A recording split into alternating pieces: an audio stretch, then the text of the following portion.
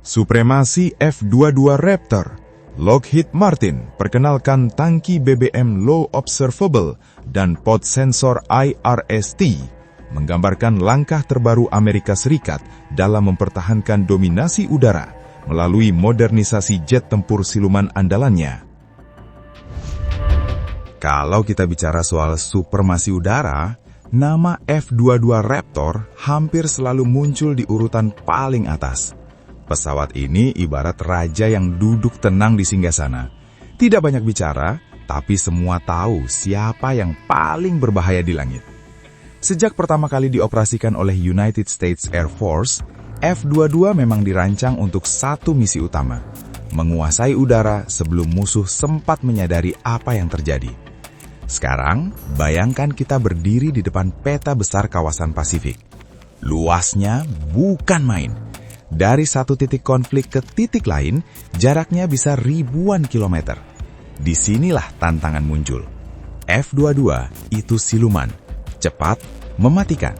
Tapi seperti semua jet tempur, dia tetap butuh bahan bakar. Dan kalau harus terbang sangat jauh, biasanya solusinya sederhana. Pasang tangki bahan bakar eksternal. Masalahnya, tangki eksternal konvensional itu bentuknya bulat, digantung pakai pylon biasa.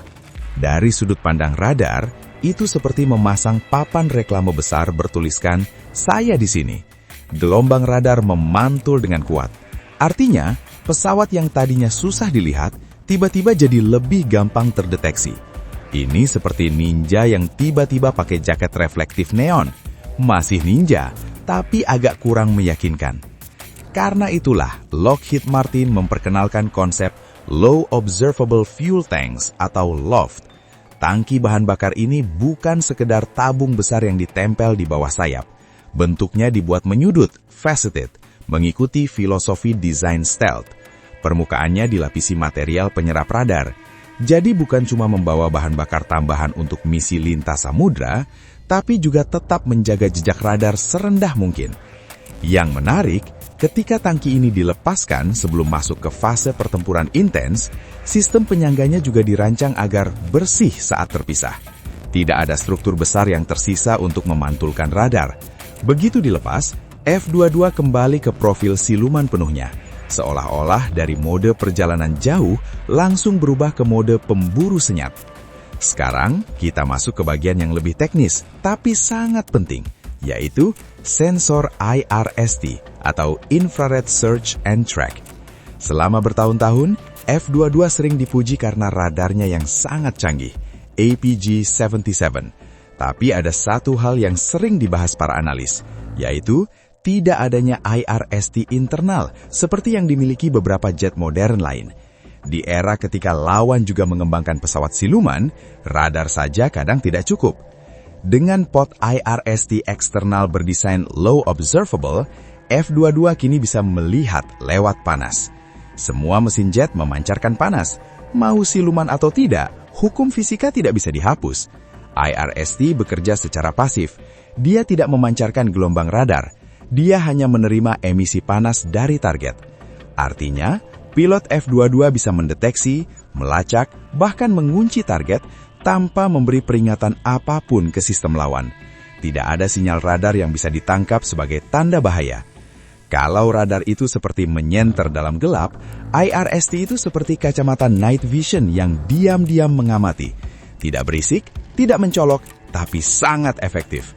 Dan pod ini juga dirancang dengan bentuk yang meminimalkan radar cross-section.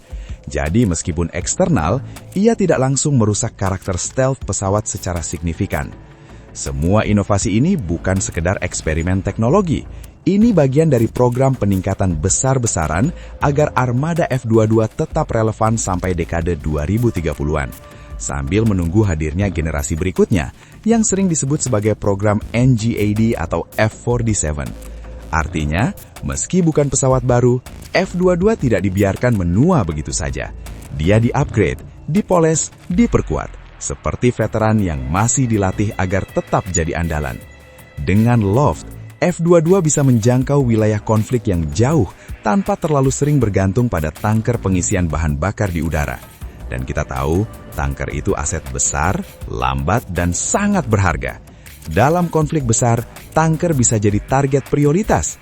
Jadi semakin jarang F-22 harus bergantung pada tanker, semakin kecil resiko operasionalnya. Kombinasi tangki siluman dan sensor infrared pasif ini mengubah peran F-22. Ia bukan lagi sekedar penjaga gerbang di awal konflik, tapi juga bisa menjadi pemburu jarak jauh yang berpatroli berjam-jam di wilayah udara sensitif. Dalam konteks strategi, ini berarti Amerika Serikat tidak hanya mempertahankan kemampuan ofensif, tapi juga daya tangkal yang lebih kuat. Lawan harus selalu berasumsi bahwa mungkin ada Raptor di luar sana, dan mereka tidak tahu di mana. Menariknya lagi, inovasi ini menunjukkan bahwa pesawat generasi kelima pun masih bisa berevolusi. Banyak orang mengira F-22 sudah mencapai puncaknya. Padahal dengan pendekatan modular seperti Loft dan Pod IRST ini, peningkatan bisa dilakukan tanpa mendesain ulang seluruh pesawat. Ini efisien secara biaya dan efektif secara operasional. Dan di tengah penantian menuju era jet generasi ke-6, F-22 seperti tidak mau menyerahkan tahtanya begitu saja.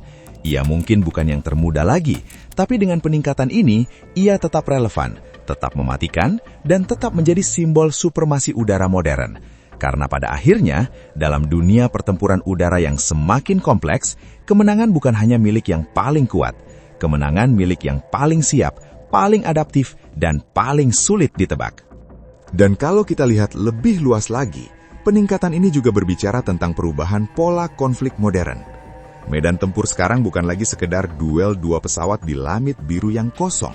Ini adalah ekosistem penuh sensor, radar, satelit, drone, sistem pertahanan udara berlapis, dan jaringan data yang saling terhubung. Artinya apa? Artinya, setiap pancaran radar, setiap jejak panas, setiap pantulan kecil bisa menjadi petunjuk keberadaan sebuah pesawat. Disinilah F-22 dengan Loft dan IRST menjadi sangat relevan. Ia bukan hanya platform tempur, tetapi bagian dari jaringan peperangan yang lebih besar. Ia bisa menerima data dari aset lain, lalu mendekat secara senyap untuk menyelesaikan tugasnya. Coba bayangkan situasi di mana radar darat musuh menyapu langit tanpa henti. Mereka yakin sistemnya canggih, mereka percaya wilayahnya aman.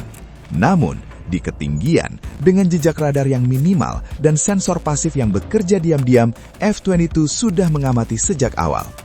Dalam konteks ini, keunggulan bukan lagi soal siapa yang menembak dulu, tetapi siapa yang mengetahui lebih dulu.